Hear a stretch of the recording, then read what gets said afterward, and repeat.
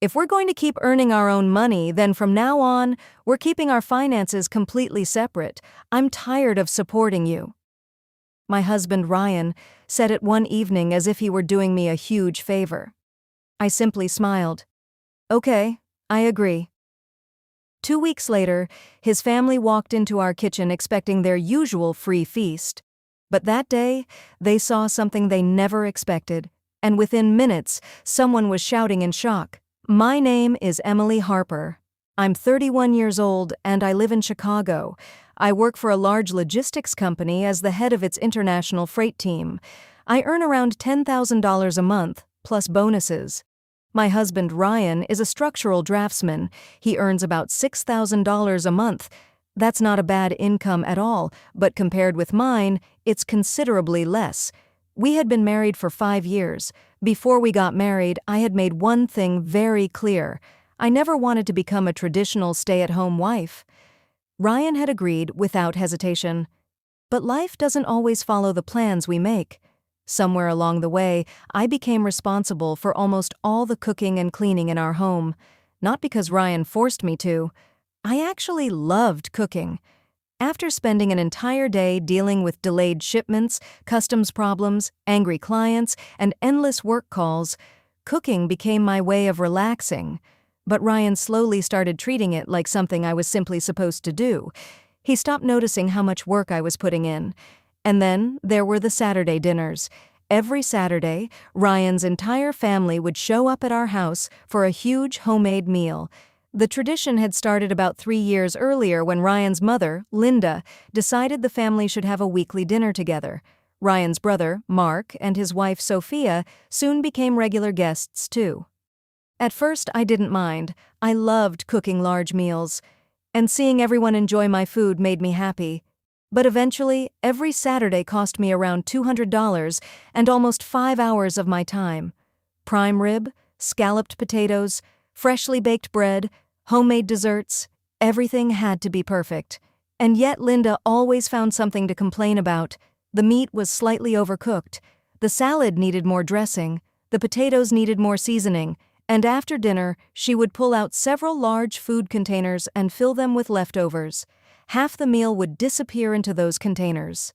I never complained. They were family after all. But one evening, I opened my personal budgeting spreadsheet. I had been tracking my expenses since college. Out of curiosity, I started adding up how much I had spent on those Saturday dinners over the previous year. When I saw the total, I froze. I had spent more than $10,000 just feeding Ryan's family. $10,000. On people who rarely even gave me a sincere thank you. That was when I started looking at everything differently. And strangely enough, that was the exact week Ryan's behavior began to change. He became quieter. He was constantly looking at something on his phone. One evening, he mentioned a coworker named Brad. Apparently, Brad was going through a terrible divorce. Ryan told me that because Brad and his wife had kept their finances together, Brad was now being forced to divide his assets with her, even though she hadn't worked for years. Then Ryan started saying things like, "Modern couples should keep their money separate. It's more fair that way. People shouldn't have to depend on each other financially." I didn't fall for it. I looked directly at him. "If you have something you want to say, Ryan, just say it. Don't use your bitter coworker's divorce to make your point." He went quiet. The following Saturday, Linda brought up the exact same subject at our dining table. She started praising separate finances as if it were the greatest invention of modern marriage. While she talked, she kept looking at Ryan. Ryan's face turned red. That was when I understood. This idea hadn't come from nowhere. His mother had been putting it into his head, and Ryan had been quietly preparing himself to ask me for it. That night, after everyone left with their containers full of food, I sat down with my spreadsheet again. This time, I calculated everything. More than $10,000 a year for his family's Saturday dinners, thousands more for our regular groceries, utilities, household supplies, clothes, gifts, and all the other expenses that came with running a home. When I finished, I realized something disturbing. Almost all of my salary was being used to support our household. I was earning $10,000 a month, yet I was left with only around $500 for myself after everything was paid. Ryan, meanwhile, earned $6,000 a month. He contributed only around $150 to our joint account. The rest? He kept for himself. Gadgets, drinks with friends, personal expenses, and regular money for his mother. I had never complained about any of it, but suddenly I saw the situation clearly. Ryan wanted separate finances. Fine. He was going to get exactly what he asked for. A few days later, Ryan finally sat down across from me. He looked nervous. It was obvious he'd practiced what he was about to say. "Honey," he began, "I think we should keep our money separate." I smiled. "That's a great idea."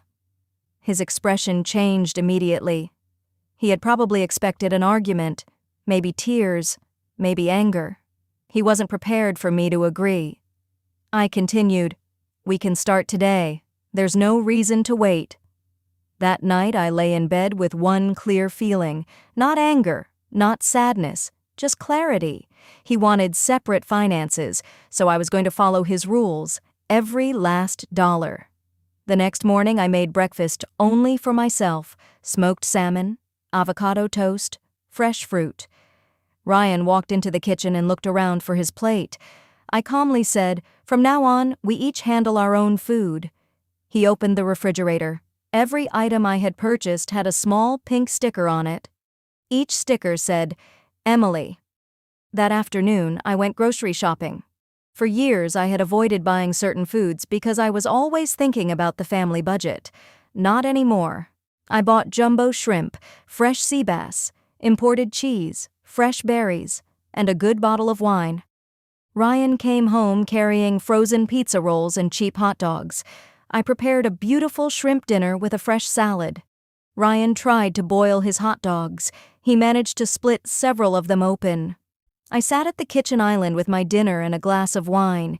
He sat across from me with his ruined hot dogs. For the first time, I felt something I hadn't felt in years. Not cruelty, not hatred, just a quiet sense of satisfaction. 2 days later, Ryan started struggling. He ate dry bread in the morning, cold leftovers for lunch, cheap frozen food for dinner. One evening, he finally said, "Can we just go back to how things were?" I looked at him. "You came up with this idea. But you said separate finances were fair. I didn't think it would be like this. It's been 2 days." He had nothing to say. That same week, I quietly opened a high-yield savings account. Ryan knew nothing about it. It wasn't about hiding money from him. It was about creating my own emergency fund, my own security, my own future. Then Saturday arrived, the day Ryan's family always came to our house for their free feast. At 10 in the morning, I was still in bed reading a book. I wasn't cooking, I wasn't shopping, I wasn't preparing anything. Ryan realized his family would be arriving in less than an hour. He started panicking. He rushed to the grocery store. When he came back, he had frozen pizza, deli potato salad, and a huge pile of cheap sushi. He threw everything together without any real plan. A few minutes later, Linda, Mark, Sophia, and the children arrived. Linda walked straight into the kitchen. Then she stopped. The table was covered with half-frozen food, burnt pizza, and badly prepared dishes. She looked around in disbelief. "Where's Emily?" I stepped into the room. "I'm right here." Linda looked at me. "Why didn't you cook?" I calmly replied, "Because we're keeping our finances separate now." She looked at Ryan. Ryan looked embarrassed. I continued, "You were the one who said separate finances were the modern way to do things." Ryan agreed with you. So from now on, everyone is responsible for their own expenses, even the cost of feeding his family. The room became silent. Then something unexpected happened. Mark laughed, not because the situation was funny, because he suddenly realized how ridiculous it had been. He looked at his mother. "Mom, you should be embarrassed. We've been eating Emily's food for years. We never even thanked her properly." Linda became furious, but Mark continued, "She works all week, spends her Saturday cooking for us, pays for the groceries, and we just show up and eat." Sophia quietly nodded. I'm sorry, Emily. Linda looked at me as if I had betrayed her, but I didn't say another word. The family left shortly afterward. Ryan stayed behind. He stood in the kitchen, staring at the mess. Finally, he looked at me. I made a terrible mistake. I said nothing. He continued. I was selfish. Still, I said nothing. I never realized how much you were doing. I finally looked at him. That was the problem. That night, I opened my spreadsheet and showed him everything. The $10,000 plus spent on his family's dinners, the household expenses, the groceries, the utilities, everything. Then I showed him how much he had contributed. His face slowly turned pale. For the first time, he could see the truth. I wasn't the person he had been supporting. I had been supporting the entire household, and in many ways, his family too. Ryan sat silently for several minutes. Then he whispered, I'm sorry. I believed that he meant it. But an apology didn't erase what had happened. That night, Ryan tried cooking for himself. He made pasta with jarred sauce. The pasta was undercooked. He sat alone in the living room eating it. I was sitting at the kitchen island eating a properly cooked steak. Over the next few weeks, Ryan learned just how much work I had been doing. His clothes became wrinkled because he didn't know how to iron them. The bathroom became dirty because he wasn't used to cleaning it. He spent hundreds of dollars on fast food because he didn't know how to plan his groceries. One evening, he looked at me and said, I understand now. I asked, Understand what? How much you were doing? I nodded. Good. 2 weeks later, Linda called. She announced that the entire family would be coming over again that Saturday. Ryan looked at me. Can you please help me? I shook my head. No. Emily, this is your responsibility now. At the last minute, Ryan ordered an expensive catering service, but that morning, the restaurant called. There had been a plumbing problem, and the entire order had to be canceled. Ryan panicked. He didn't have much money left before his next paycheck, so he rushed to the store and bought the cheapest pasta he could find. But in his panic, he made another mistake. When his entire family arrived, he served the pasta before it was even properly cooked. Everyone stared at their plates. Then Linda looked toward the kitchen. Where is Emily? I had been in the apartment the entire time. I simply hadn't interfered. I walked into the room. Linda stared at me. I calmly said, This is what separate finances look like. Ryan's budget only allows what he can afford. And today, this is what you get. The room fell silent. Then I looked at Linda. Over the last 3 years, your family has eaten roughly $30,000 worth of food that I paid for. I never asked for anything. I never complained. But I was treated like my effort meant nothing. Mark lowered his head. Sophia looked embarrassed. Even Linda had nothing to say. Then Ryan stood up. He looked at his family, and then he looked at me. I was wrong. His voice shook. I was incredibly selfish. I didn't understand what Emily was doing for us. Then, in front of everyone, Ryan apologized to me, not because I demanded it, not because I threatened him, because he finally understood. I forgave him, but I also gave him some clear conditions. Our finances could become joint again, but only with complete transparency. Family dinners would happen once a month, not every Saturday. The menu would be discussed ahead of time. Everyone would contribute something, and there would be no more filling containers with half the meal. Most importantly, Ryan had to understand one thing. I wasn't a burden. I was his equal partner. And for years, I had carried more than my fair share. He agreed to everything. Slowly, life became normal again. Ryan started helping around the house. He became more considerate. He stopped taking my work for granted. He even cut ties with Brad, the coworker whose bitter divorce had influenced him in the first place. Linda also changed. She stopped showing up every Saturday. When she did come over, she brought something with her, a dessert, a salad, a side dish, and she never brought empty containers anymore. But something inside me had changed permanently.